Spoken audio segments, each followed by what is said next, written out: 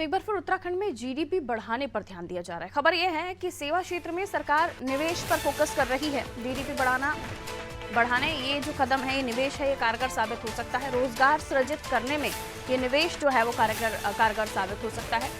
पर्यटन और आतिथ्य क्षेत्र में निवेश पर फोकस होगा। तो किस तरह की प्लानिंग है सरकार की इस मामले में, जीडीपी किस तरीके से बढ़ सकती है? देखिए, उत्तराखंड वैसे तो टूरिज्म के लिए जाना जाता है, यानी वहाँ पर जाकर रहना, वहाँ के हॉस्पिटैलिटी और भी कई सारी चीज़ें जिसका कहीं ना कहीं कनेक्शन तो है ही जीडीपी से। पर सोनू से और हम समझ लेते हैं, सेवा क्षेत्र में सरकार निवेश पर फोकस कर रही है। सोनू, किस तरह से सेवा क्षेत्र में निवेश करने का प्लान किया जा रहा है? जीडीपी से इसका कैसे लेना देना है?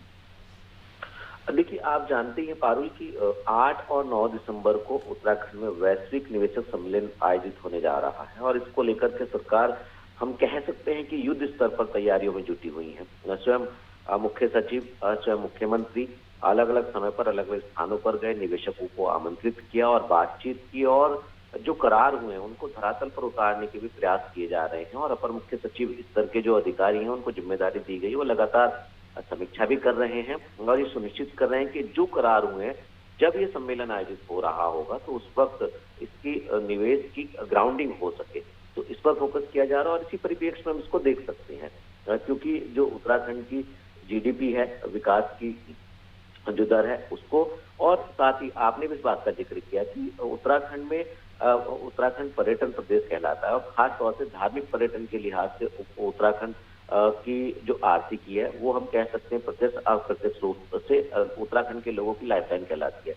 तो ऐसे में जो सेवा क्षेत्र है और खास तौर से पर्यटन और धार्मिक पर्यटन के साथ साथ जो साहसिक पर्यटन है उस पर कैसे फोकस हो सकता है, चाहे वो रोपवे बनाने की बात हो, चाहे वो साहसिक पर्यटन की गतिविधियों को और बढ़ाने की बात हो, और इसके साथ साथ यहाँ के जो लोग हैं, यहाँ के जो युवा हैं, उनको रोजगार से जोड़ने की बात हो।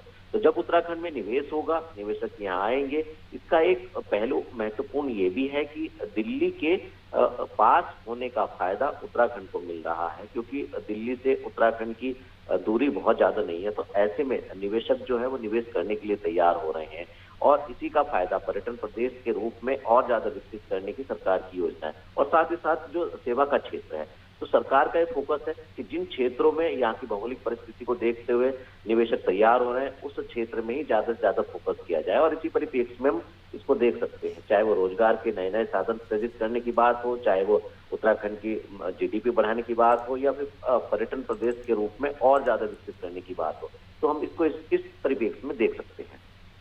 बिल्कुल। तो आने वाले समय में देखिए, निवेश को लेकर हर सरकार जो है प्रयास कर रही है कि किस तरह से जो बाहरी निवेश आए और उसके बाद आपके क्षेत्र में भी निवेश आए। पर मैं लौट रही हूँ सोनू आपके पास अगली खबर पर आपसे जानकारी।